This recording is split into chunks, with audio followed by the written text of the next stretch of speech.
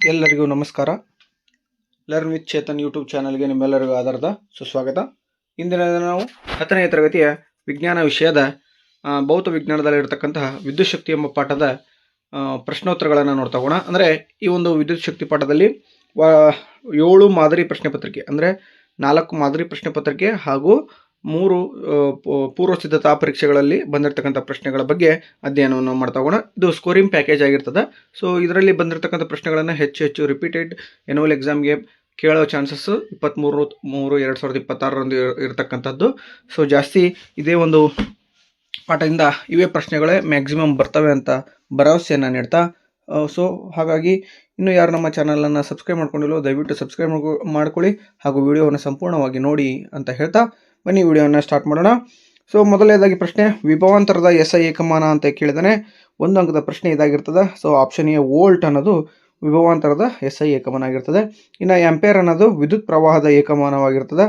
ಹಾಗೆ ಕೂಲಮ್ ಅನ್ನೋದು ವಿದ್ಯುತ್ ಆವೇಶದ ಏಕಮಾನವಾಗಿರ್ತದೆ. ಇನ್ನು ಓಮ್ ಮೀಟರ್ ಅನ್ನೋದು ರೋಧಶೀಲತೆಯ ಏಕಮಾನವಾಗಿರುತ್ತದೆ. ವಿದ್ಯುತ್ ಮಂಡಲದಲ್ಲಿ ಬಳಸುವ ಕೆಳಗಿನ ಘಟಕಗಳ ಚಿಹ್ನೆಗಳನ್ನು ಬರೆಯಿರಿ ಅಂತ ಕೇಳಿದಾನೆ. 1ನೇದು ಶುಷ್ಕ ಕೋಶದ ರಚನೆ ಈ ರೀತಿಯಾಗಿರ್ತದೆ. 1ನೇದು. ಇನ್ನು ರಿಯೋಸ್ಟಾಟ್ 2 ರೀತಿಯಾದಂಥ ಚಿಹ್ನೆಗಳನ್ನು ಹೊಂದಿರ್ತದೆ. 3ನೇ ಪ್ರಶ್ನೆ ವೆರಿ ಇಂಪಾರ್ಟೆಂಟ್ ಇದೆ, ಸಾಕಷ್ಟು ಬಾರಿ ರಿಪೀಟೆಡ್ ಆಗಿರ್ತಕ್ಕಂಥದ್ದು. ವಾಹಕ ಒಂದರ ರೋಧವು ಅವಲಂಬಿಸಿರುವ ಅಂಶಗಳನ್ನು ತಿಳಿಸಿ ಅಂತ ಕೇಳಿದಾನೆ. ವಾಹಕದ ಉದ್ದ, ವಾಹಕದ ಅಡ್ಡ ಕೊಯ್ತ, ವಾಹಕದ ಪ್ರಾಕೃತಿಕ ಗುಣ ಮತ್ತು ವಾಹಕದ ತಾಪ ಅಂತ ಕೇಳಿದ್ದಾನೆ. ಇನ್ನು ನೆಕ್ಸ್ಟು 4ನೇ ಪ್ರಶ್ನೆ ನೋಡಿ, ಕೆಳಗಿನ ಕೋಷ್ಟಕವನ್ನು ಗಮನಿಸಿ. ಕೆಳಗಿನ ಪಟ್ಟಿಯಲ್ಲಿರುವ ಯಾವ ವಿದ್ಯುತ್ ಉಪಕರಣವು ಹೆಚ್ಚು ಶಕ್ತಿಯನ್ನು ಪಡೆಯುತ್ತದೆ ಅಂತ ಕೇಳಿದ್ದಾನೆ. ಟಿವಿ 250 ವ್ಯಾಟ್, ಬಳಕೆಯಾದ ಕಾಲ 4 ಗಂಟೆ ಆಗಿದ್ದರೆ ಟೋಸ್ಟರ್ 1200 ವ್ಯಾಟ್ 1 ಗಂಟೆ ಆಗಿರ್ತದೆ. ಸೊ ಆಪ್ಷನ್ ಬಿ ನೋಡಿ, 2 ಓಮ್ ಮತ್ತು 4 ಓಮ್ ರೋಧಕಗಳನ್ನು ಸಮಾಂತರವಾಗಿ ಜೋಡಿಸಲಾಗಿದೆ. 4 ಓಮ್ ಇರುವ ಸ್ಥಳದಲ್ಲಿ 6 ಓಮ್ನ ರೋಧಕವನ್ನು ಬಳಸಿದಾಗ ಆಗ ಈ 2 ಜೋಡಣೆಯಲ್ಲಿ ದೊರಕಿದ ಒಟ್ಟು ರೋಧಕಗಳ ನಡುವಣ ವ್ಯತ್ಯಾಸವನ್ನು ಕಂಡು ಹಿಡಿಯಿರಿ ಅಂತ 4 ಅಂಕದ ಪ್ರಶ್ನೆ ಕೇಳಿರ್ತಾನೆ. ಹೆಚ್ಚು ಶಕ್ತಿಯನ್ನು ಬಳಸುವ ಸಾಧನ ಯಾವುದಪ್ಪ ಅಂದರೆ ಟೋಸ್ಟರ್ ಆಗಿರ್ತದೆ. ಇನ್ನು 2ನೇದು 2 ಓಮ್ ಮತ್ತು 4 ಓಮ್ದು R1 = 2 ಓಮ್, R2 = 4 ಓಮ್ ಆಗ್ತದೆ. ಸೊ 1/RP ಸಮಾಂತರ ಫಾರ್ಮುಲಾ ಹಾಕಿದಾಗ 1/R1 + 1/R2 = 1/2 + 1/4 ಆಗ್ತದೆ. ಸೊ 2 ಮತ್ತು 4 ಲಸ ತೆಗಿತೀನಿ, 2 + 1 ಆಗ್ತದೆ, 3/4 ಆಗ್ತದೆ. ಸೊ 1/RP = 3/4 ಆಗ್ತದೆ. RP1 = 4/3 ಅಂತ ತೆಗೆದುಕೊಳ್ತೇವೆ. ಸೊ 1.33 ಓಮ್ ಅನ್ನೋದು ಸರಿ ಅದ ಉತ್ತರ ಆಗ್ತದೆ. ಹಾಗಾದರೆ 4 ಓಮ್ ಇರುವ ಸ್ಥಳದಲ್ಲಿ 6 ಓಮ್ ರೋಧಕವನ್ನು ಬಳಸಿದಾಗ ಏನಾಗ್ತದಪ್ಪ ಅಂತ ನೋಡ್ತಾ ಹೋಗೋಣ. R1 = 2 ಓಮ್, R2 = 6 ಓಮ್ ಅಂತ ಕೇಳಿದಾಗ ಸೊ 1/2 + 1/6 = 3 + 1/6 ಆಗ್ತದೆ. ಸೊ = 4/6, 1/RP' = 4/6 ಆಗ್ತದೆ. RP = 6/4 ಆಗ್ತದೆ. ಸೊ 3/2 ಅಂದರೆ 1.5 ಓಮ್ ಆಗ್ತದೆ. ಈ 2 ಜೋಡಣೆಯಲ್ಲಿ ದೊರಕಿದ ಒಟ್ಟು ರೋಧಕಗಳ ನಡುವಿನ ವ್ಯತ್ಯಾಸ 0.17 ಓಮ್ ಆಗ್ತದೆ. ಇನ್ನು ಅಥವಾ ಪ್ರಶ್ನೆ ಕೂಡ ಕೊಟ್ಟಿದ್ದಾನೆ. 350 ವ್ಯಾಟ್ ಸಾಮರ್ಥ್ಯದ ಬ್ರೆಡ್ ಟೋಸ್ಟರ್ ದಿನಕ್ಕೆ 6 ಗಂಟೆಗಳ ಕಾಲ ಬಳಕೆಯಾಗುತ್ತದೆ. 250 ವ್ಯಾಟ್ ಸಾಮರ್ಥ್ಯದ ಇಸ್ತ್ರಿ ಪೆಟ್ಟಿಗೆಯು ದಿನಕ್ಕೆ 6 ಗಂಟೆಗಳ ಕಾಲ ಬಳಕೆಯಾಗ್ತದೆ. ಈ ಉಪಕರಣಗಳನ್ನು 30 ದಿನಗಳ ಕಾಲ ಬಳಸಿದರೆ 1 ಕಿಲೋವ್ಯಾಟ್ ಅವರ್ಗೆ 4ರಂತೆ ಉಪಯೋಗಿಸಿದ ಶಕ್ತಿಯ ಒಟ್ಟು ಮೌಲ್ಯವನ್ನು ಲೆಕ್ಕಾಚಾರ ಮಾಡಿ. ಇನ್ನು ಬಿ ಪ್ರಶ್ನೆ, 880 ವ್ಯಾಟ್ ಸಾಮರ್ಥ್ಯದ ಹೊಂದಿರುವ ಒಂದು ಫ್ಯಾನನ್ನು 220 ವೋಲ್ಟ್ ವಿಭವಾಂತರದ ಮೂಲಕ್ಕೆ ಸಂಪರ್ಕಿಸಲಾಗಿದೆ. ಈ ಮಂಡಲದಲ್ಲಿನ ವಿದ್ಯುತ್ ರೋಧವನ್ನು ಲೆಕ್ಕಾಚಾರ ಮಾಡಿ ಅಂತ ಕೇಳಿದಾನೆ. 350 ವ್ಯಾಟ್ ಸಾಮರ್ಥ್ಯದ್ದು 6 ಗಂಟೆಗಳ ಕಾಲ 30 ದಿನ ಬಳಸಿದರೆ 63,000 ವ್ಯಾಟ್ ಅವರ್ ಆಗ್ತದೆ. ಸೊ ಇದನ್ನು 63 ಕಿಲೋ ವ್ಯಾಟ್ ಅವರ್ ಅಂತ ಕನ್ಸಿಡರ್ ಮಾಡ್ತೀವಿ. ಇನ್ನು E = P × ಫಾರ್ಮುಲಾದಲ್ಲಿ ಅಪ್ಲೈ ಮಾಡಿದಾಗ ಸೊ ಇದು ಕೂಡ 30,000 ವ್ಯಾಟ್ ಅವರ್ ಆಗ್ತದೆ. ಸೊ ನಮಗೆ 30 ಕಿಲೋ ವ್ಯಾಟ್ ಅವರ್ ಸಿಕ್ತು. ಉಪಯೋಗಿಸಿದ ಒಟ್ಟು ಶಕ್ತಿ 63 kilowatt hour plus 30 kilowatt hour ಅಂದರೆ 93 ಕಿಲೋ ವ್ಯಾಟ್ ಅವರ್ ಆಗ್ತದೆ. 1 ಕಿಲೋ ವ್ಯಾಟ್ ಅವರ್ಗೆ 4 ರೂಪಾಯಿ ಅಂತೆ ಟೋಟಲಾಗಿ 372 ರೂಪಾಯಿ ಖರ್ಚಾಗ್ತದೆ. ಇನ್ನು ಬಿ ಪ್ರಶ್ನೆ, P = 880 watt, V = 220 volt. So P = V × I ಆಗ್ತದೆ. ಸೊ I ಕಂಡು ಹಿಡಿಬೇಕು. I = P/V. ಸೊ 880/220 ಆಗ್ತದೆ. 0 ಗೆಟ್ ಕ್ಯಾನ್ಸಲ್ ಆಗ್ತದೆ. 22 1 22 4. ಸೊ ಹಾಗಾಗಿ I = 4 ಆಂಪೇರ್ ಕರೆಂಟ್ ಸಿಗ್ತದೆ. ಮಂಡಲದಲ್ಲಿ ಒಟ್ಟು ವಿದ್ಯುತ್ ರೋಧ ಕಂಡು ಹಿಡಿಬೇಕಾಗ್ತದೆ. R = V/I. V ಅಂದರೆ 220/4 ಆದರೆ 55 ಓಮ್ ಅನ್ನೋದು ರೋಧ ಸಿಗ್ತದೆ. ಮಂಡಲದಲ್ಲಿ ಒಟ್ಟು ವಿದ್ಯುತ್ ರೋಧ. ಇನ್ನು 2ನೇ ಮಾದರಿ ಪ್ರಶ್ನೆ ಪತ್ರಿಕೆಯಲ್ಲಿ ಬಂದಂಥ ಪ್ರಶ್ನೆಗಳು, ವಿದ್ಯುತ್ ಪ್ರವಾಹದ SI ಏಕಮಾನ ಆಂಪೇರ್ ಆಗಿರ್ತದೆ. ಓಕೆ. ಇನ್ನು ವ್ಯಾಟ್ ಯಾವುದಪ್ಪ ಅಂದರೆ ವಿದ್ಯುತ್ ಸಾಮರ್ಥ್ಯದ ಏಕಮಾನವಾಗಿರ್ತದೆ. ಆಂಪೇರು ವಿದ್ಯುತ್ ಪ್ರವಾಹದ ಆಂಪೇರ್ ಆಗಿರ್ತದೆ. ವಿದ್ಯುತ್ ರೋಧದ ಓಮ್ ಆಗಿರ್ತದೆ. ವಿದ್ಯುತ್ ವಿಭವಾಂತರದ್ದು ವೋಲ್ಟ್ ಆಗಿರ್ತದೆ. ಸರಳ ವಿದ್ಯುತ್ ಮಂಡಲದ ಚಿತ್ರ ಈ ರೀತಿಯಾಗಿರ್ತದೆ. ಸೊ ಇದು ಸರಳ ವಿದ್ಯುತ್ ಮಂಡಲವನ್ನು ಬರೆಯಿರಿ. ಅಮ್ಮೀಟರ್ ಮತ್ತು ವೋಲ್ಟ್ ಮೀಟರ್ಗಳನ್ನು ಗುರುತಿಸಿ ಅಂತ ಕೇಳಿದಾನೆ. ಓಕೆ,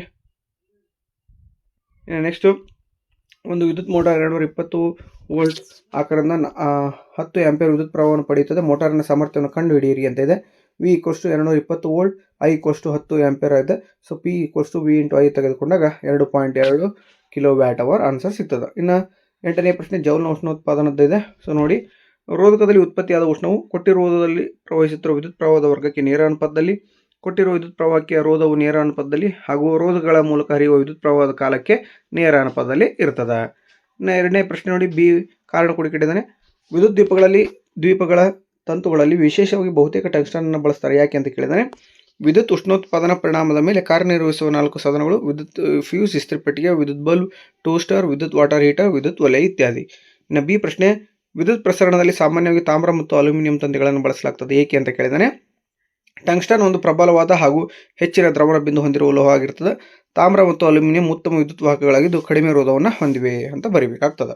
ಇನ್ನು ನೆಕ್ಸ್ಟು ಅಥವಾ ಪ್ರಶ್ನೆ ಇದೆ ನೋಡಿ, ಓಮ್ನ ನಿಯಮವನ್ನು ನಿರೂಪಿಸಿ ವಾಹಕದ ರೋಧವು ಅವಲಂಬಿಸಿರುವ ಅಂಶಗಳನ್ನು ಪಟ್ಟಿ ಮಾಡಿ ಅಂತ ಕೇಳಿದಾನೆ. ಹಾಗೂ 2 ಬಿಂದುಗಳ ನಡುವಿನ ವಿಭವಾಂತರ 1 ವೋಲ್ಟ್, ಈ ಹೇಳಿಕೆಯನ್ನು ಅರ್ಥವನ್ನು ತಿಳಿಸಿ ಅಂತ ಇದೆ. ಓಮ್ನ ನಿಯಮ ನೋಡ್ತಾ ಕೂಡ, ಸ್ಥಿರವಾದ ತಾಪಮಾನದಲ್ಲಿ ವಿದ್ಯುತ್ ಮಂಡಲದಲ್ಲಿನ ಲೋಹದ ತಂತಿಯ ನಡುವಿನ ವಿಭವಾಂತರ ವಿಯು ಅದರ ಮೂಲಕ ಹರಿಯುವ ವಿದ್ಯುತ್ ಪ್ರವಾಹಕ್ಕೆ ನೇರ ಅನುಪಾತದಲ್ಲಿರ್ತದೆ. ವಾಹಕದ ರೋಧ ಅವಲಂಬಿಸಿರುವ ಅಂಶಗಳು ಯಾವಪ್ಪ ಅಂದ್ರೆ ವಾಹಕದ ಉದ್ದ, ವಾಹಕದ ಅಡ್ಡ ಕೊಯ್ತ, ವಸ್ತುವಿನ ಪ್ರಾಕೃತಿಕ ಗುಣ, ವಾಹಕದ ತಾಪಮಾನ ಆಗ್ತದೆ.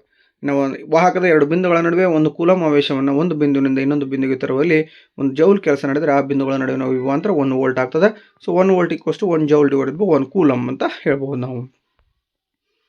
ನೆಕ್ಸ್ಟು ವಿದ್ಯುತ್ ಮಂಡಲದಲ್ಲಿ ಬಳಕೆಯಾದ ಶಕ್ತಿಯ ದರ ಯಾವುದು ಅಂತ ಕೇಳಿದರೆ ವಿದ್ಯುತ್ ಸಾಮರ್ಥ್ಯ. ಆಪ್ಷನ್ ಡಿ ಸರಿಯಾದ ಉತ್ತರ ಆಗ್ತದೆ.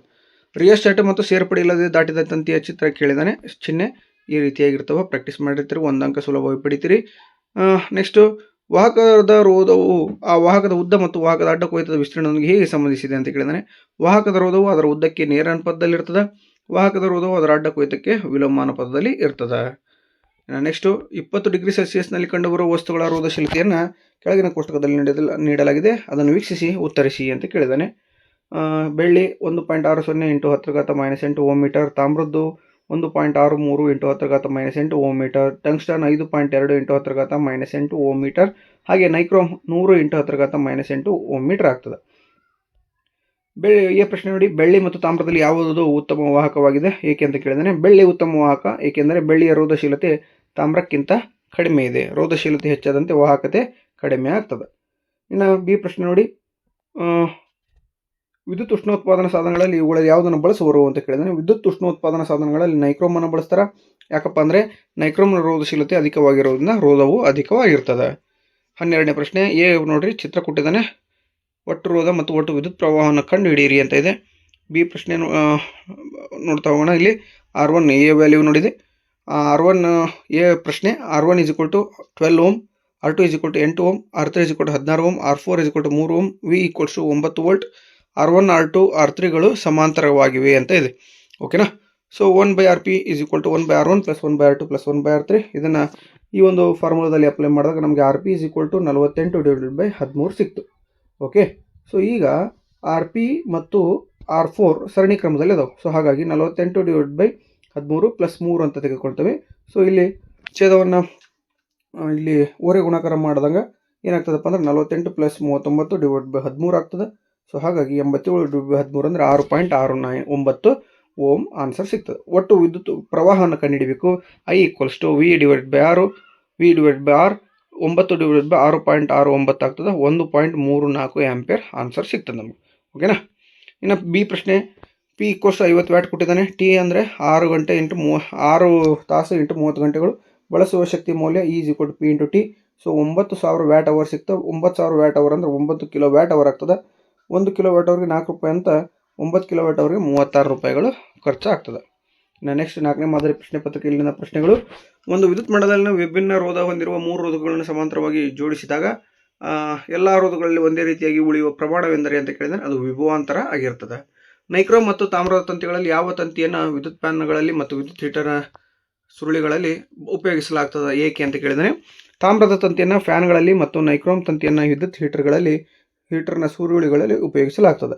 ಏಕೆಂದರೆ ತಾಮ್ರದ ತಂತಿಯು ರೋಧಶೀಲತೆ ಕಡಿಮೆ ಇದ್ದು ವಾಹಕತೆ ಹೆಚ್ಚಾಗಿದೆ.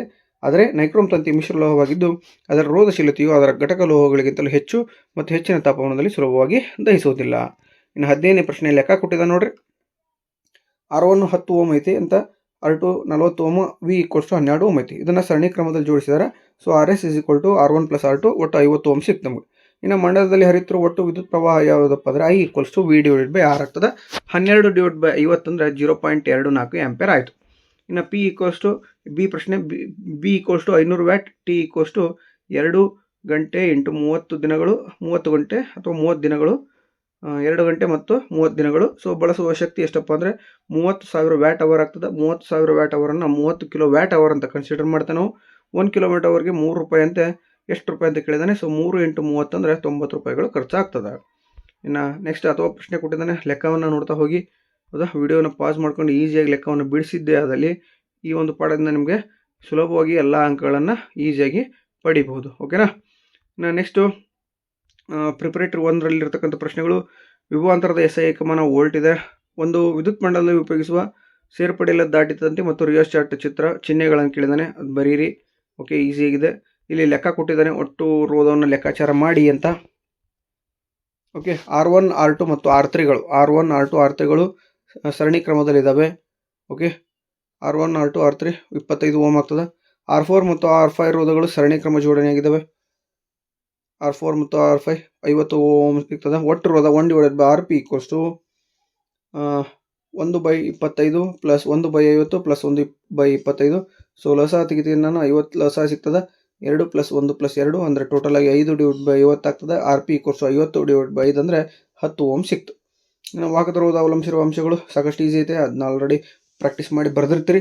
ಜೌಲ್ ಉಷ್ಣೋತ್ಪಾದನಾ ನಿಯಮದ ಗಣಿತ ರೂಪ ಕೇಳಿದ್ದಾನೆ. H = I²RT. ಜೌಲ್ ಉಷ್ಣೋತ್ಪಾದನಾ ನಿಯಮದ ಆಧಾರದ ಮೇಲೆ ಕಾರ್ಯನಿರ್ವಹಿಸುವ ಯಾವುದಾದ್ರೂ 2 ಸಾಧನಗಳನ್ನು ಹೆಸರಿಸಿ ಅಂತ ಕೇಳಿದ್ದಾನೆ. ವಿದ್ಯುತ್ ಫ್ಯೂಸ್, ವಿದ್ಯುತ್ ಬಲ್ಬ್, ವಿದ್ಯುತ್ ಇಸ್ತ್ರಿಪೆಟ್ಟಿಗೆ, ವಿದ್ಯುತ್ ಟೋಸ್ಟರ್ ಇತ್ಯಾದಿ. ಇನ್ನು ಪ್ರಿಪರೇಟರಿ 2ರಲ್ಲಿ ಬಂದಿರತಕ್ಕಂಥ ಪ್ರಶ್ನೆಗಳು. ರೋಧಶೀಲತೆ SI ಏಕಮಾನ ಓಮ್ ಮೀಟರ್ ಆಗಿರ್ತದೆ. ಇಲ್ಲಿ ಲೆಕ್ಕ ಕೊಟ್ಟಿದ್ದ ನೋಡಿ. ಓಕೆ, ಸುಲಭವಾಗಿ 6 ಓಮ್ ಮತ್ತು 3 ಓಮ್ X ಕಂಡುಹಿಡಿಯಿರಿ ಅಂತ ಕೇಳಿದ್ದಾನೆ. So 1/RP = 1/6 + 1/3. ಲಸ ತೆಗಿತಾನೆ ನಾನು. ನೆಕ್ಸ್ಟು 1/1 + 2/6. ಸೊ 3/6 ಅಂದರೆ 3 1 3 2 ಆಗ್ತದೆ. 1/2 ಆಗ್ತದೆ. ಸೊ RP = 2 ಓಮ್ ಆಗ್ತದೆ. ಓಕೆ, RS = RP + X ಅಂತ ತೆಗೆದುಕೊಳ್ತೀನಿ. RS = 2 + X. ಸೊ ಹಾಗಾಗಿ X = 4 - 2 ಅಂದರೆ 2 ಓಮ್ ಅಂತ ಸಿಗ್ತದೆ ನಮಗೆ.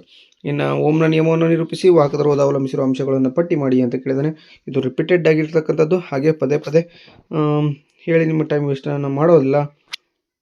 ಓಕೆ, ಹಾಗೆ ನೆಕ್ಸ್ಟು 1 ವೋಲ್ಟ್ ವಿಭವಾಂತರ ಅಂದರೆ ಏನು ಅಂತ ಕೇಳಿದ್ದಾನೆ. ಅದನ್ನು ಆಲ್ರೆಡಿ ನಾವು ಈಗಾಗಲೇ ವಿಡಿಯೋದಲ್ಲಿ ನೋಡಿದ್ದೇವೆ. ನೆಕ್ಸ್ಟ್ ನೋಡಿ, ಕೆಳಗಿನವುಗಳಲ್ಲಿ ವಿಭವಾಂತರವನ್ನು ಅಳೆಯಲು ಬಳಸುವ ಸಾಧನ ಮತ್ತು ಅದನ್ನು ವಿದ್ಯುತ್ ಮಂಡಲ ಜೋಡಿಸುವ ವಿಧಾನ ಯಾವುದು ಅಂತ ಕೇಳಿದ್ದಾನೆ. ವಿಭವಾಂತರವನ್ನು ಯಾವಾಗ ನಾವು ವೋಲ್ಟ್ ಮೀಟರ್ನ ಬಳಸ್ತೀವಿ. ವೋಲ್ಟ್ ಮೀಟರ್ನ ಅಳೆಯಲಿಕ್ಕೆ ವೋಲ್ಟೇಜ್ ಅಥವಾ ವಿಭವಾಂತರವನ್ನು ಅಳೆಯಲಿಕ್ಕೆ ವೋಲ್ಟ್ ಮೀಟರ್ನ ಬಳಸ್ತೀವಿ. ಇದನ್ನು ಯಾವಾಗಲೂ ಸಮಾಂತರ ಜೋಡಣೆಯಲ್ಲಿ ನಾವು ಜೋಡಿಸಿರ್ತೇವೆ. ಓಕೆನಾ. ನೆಕ್ಸ್ಟು ಲೆಕ್ಕ ಇದೆ, ಹಾಗಾಗಿ ಪ್ರಾಕ್ಟೀಸ್ ಮಾಡಿರಿ. ನಿಧಾನವಾಗಿ ನೋಡ್ಕೊಂಡು ವಿಡಿಯೋ ಪಾಸ್ ಮಾಡ್ಕೊಂಡು ಆನ್ಸರ್ ಬರೀರಿ, ಲೆಕ್ಕ ಪ್ರಾಕ್ಟೀಸ್ ಮಾಡಿರಿ. ಇದು ಆಲ್ರೆಡಿ ರಿಪೀಟೆಡ್ ಆದಂಥ ಲೆಕ್ಕನೇ ಕೊಟ್ಟಿದ್ದಾನೆ.